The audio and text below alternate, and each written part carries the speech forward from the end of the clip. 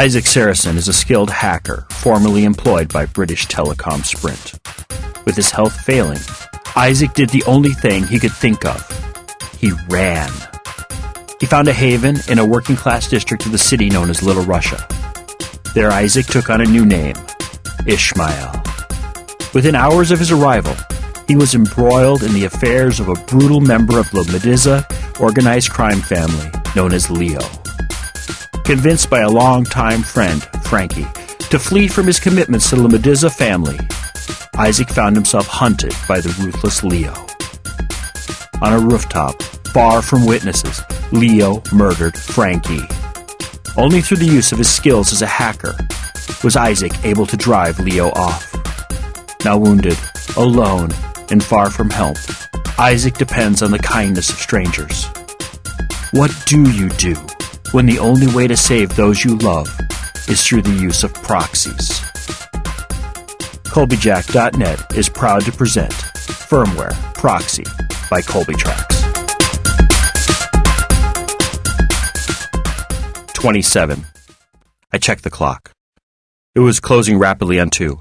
Time was running out. An hour until Rama hit the red square, and I still hadn't notified the grandparents. To be honest, this part of the plan always bothered me. It had been, a decade since they lost their children and grandchildren? How does a rational person react to a phone call from a stranger claiming their dead granddaughter is really alive? If the call was a stranger, I believe they would be ignored as a rude prankster. If, on the other hand, the caller presented themselves as a pillar of the community, a functionary working for the prefecture captain's office, for instance, I was quite convinced it would be well received. I checked my shunt monitoring software. My numbers were high, approaching the top flow rate for optimal battery utilization.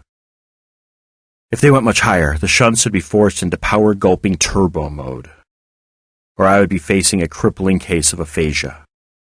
Neither grandparent could possibly make it by 3. Their addresses of record were in Port Dickinson, a half-hour away by train if you made all the connections. But that was station to station, and didn't include such frills as walking to the station or figuring out which combination of trains to take. As I debated what to do, the clock ticked down another 10 minutes. Unfortunately, my blood pressure didn't take the time to drop. I had a window open to the traffic cameras around the Red Square. The street before the Red Square was choked with police vehicles. Everything from police cruisers to motorcycle cops to a tactical assault command center van was gathered around the nesting doll, playing merry hell with traffic. Leo stood before the front door of the nesting doll, joking with a gathering of officers. News crews began weaving their way on foot through the traffic. Camera operators, their cameras held before them or carried by quad-rotor drones, followed behind men and women with perfect hair, teeth, and suits. I saw Leo's eyes track the news crews. His smile faded for a moment before he returned to joking with the cops closest to him. 28. It was time to shit or get off the pot. The clock ticked down to 40 minutes remaining before Rame hit the red square switch. My blood pressure was still running high. Crowds were thick on the street behind the barricades as the locals stopped to rubberneck at the drama before the door to the nesting doll. I thought I saw the expensive suit and layered hair of Sergio at the edge of the crowd. I do believe he was smiling. A burst of Soviet-era propaganda posters ran up to Sergio. It was Nicole, the boy who shared the corner with Nona when she was running. Sergio nodded to something he said, and Nicole ran around the edge of the crowd to a spot near the stoop where Leo still held court. It was hard to miss him. His Apemapo running suit strobed bright in the afternoon sun. There was something wrong with all this. Not what was happening on the street. That was what I wanted. No, the problem was with Nona's grandparents. Something didn't feel right. Port Dickinson was an upscale professional neighborhood. It was a type of place where the help commuted in from a lower neighborhood. They traveled from places like Little Russia, Glen Castle, or Hust Pond. It didn't seem the type of place which would spawn a down-on-their-luck couple like the Kazbegis. I punched up their phone numbers on the city's reverse lookup directory and discovered both couples lived on the same block. Stranger yet, the block they lived on was one of the more expensive neighborhoods in Port Dickinson. I should know. The last doctor I saw for my condition had her office in the same building as Nona's maternal grandparents.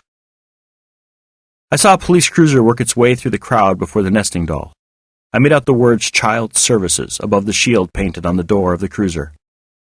It moved deliberately through the crowd, forcing the bystanders out of its way with a silent intensity that only a police cruiser could maintain. Sergio stepped back to let it pass. The smile on his face was wide and welcoming, like a father enjoying his children's joy on Christmas morning. It was showtime. If I didn't do it now, I would lose the impetus to do what had to be done. I knew myself at least that well. If I didn't follow through now, I would never call them. Without thinking, I dialed Nona's maternal grandparents. I was still routed through the local precinct Centrax 78G3, my number disguised as that of Prefecture Captain Colbyjack.net. The phone rang 3 times before a woman picked up. "Is this?" I looked down at the name of Nona's maternal grandmother. My voice shook as I read the name. It was the same name as that of that last doctor in Port Dickinson. "Is this Dr. Abigail Reynolds?" "Sorry, this is her wife Irma. She's at the office. Maybe I could help you," the soft-spoken woman answered. "And you'd be—" I checked my notes. There were 2 women's names on the line. I chose the unused one. "Irma Reynolds?" On the screen before me, the female child services officer argued with Leo, a long legal document held at arm's length. A Tang was serving Leo with a court order. There wasn't much time left. I saw that Nicole had worked his way past the police crowd control line, his running suit flashing streaming stars and sickles. If I didn't know any better, I'd think he was bracing himself for a starter's gun. His muscles were tensed, as if he were standing in the blocks ready for a record-breaking run for glory. "Yes, that's me." Irma's voice pulled me from the screens. "Sorry about that," I said as I tried to focus on the conversation at hand. "This is Prefecture Captain Colbyjack.net's office. You were the parent of Jasmine Reynolds? Or was that Dr. Reynolds?" "She was both of ours," Irma answered with a bite to her words. Before she could say anything else, I resumed talking, trying to squeeze the words out as quickly as I could without mumbling. I tasted metal on my tongue. "Then you are one of Nona Kazbegi's maternal grandmothers?" "Yes." Her voice trailed off as hope that had died over a decade before started to overcome her capacity for rational thought. "We have reason to believe that Nona is alive. Child Services Lieutenant Atang Salal is, at this moment, conducting a raid on a brothel known as the Nesting Doll in Little Russia, where we believe she has been held." Irma made shocked noises, her mind incapable of processing the news. "If you wish to talk to the investigating officer, I can give you her contact information," I added. "Yes, I'd like that," she said, recovering her bearing. "Just one question. How did it happen?" "From my understanding of the situation, a Dr. Hiram Filatov's credentials were used after his death to falsify the death records of over 24 children orphaned around the time of your daughter's death. Are you ready to copy the number for Lieutenant Salal?" "I'm ready," she said, anger rising in her voice. I gave her the information and prepared to have the same conversation with Kodo Kazbegi's parents. From the names, they appeared to be a traditional couple. The police began storming the nesting doll while I was finishing my call to Nona's paternal grandparents.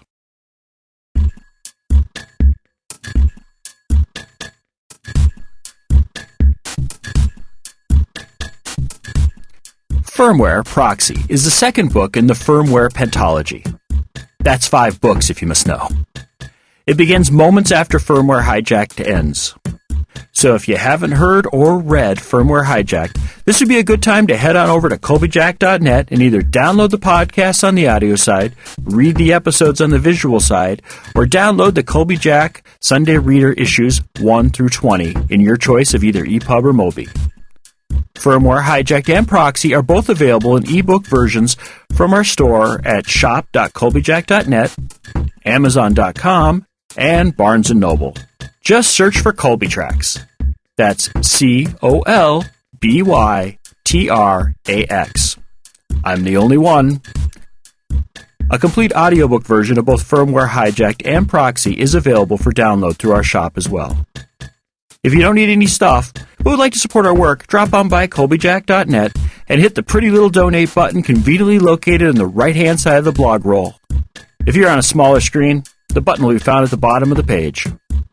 Firmware Proxy is released under a Creative Commons, non-commercial, attribution, share-alike 3.0 license. Do what you want with it, just don't sell it, and always tell people where it came from. If you received this from a friend and want more information about Colbyjack.net and our split personality website, just drop on over to Colbyjack.net and select either the audio or visual side. The audio side carries our podcast, while the visual side carries our writings. Whichever side catches your fancy is fine with us. We're of two minds about the whole thing anyway. If you want to get social with me, I do mostly Twitter. So if you do the tweets and want to follow me, I'm Colbytrax. Spelled the same as above, Colbytrax. We could sing that all night long. Thank you once again and have a wonderful week.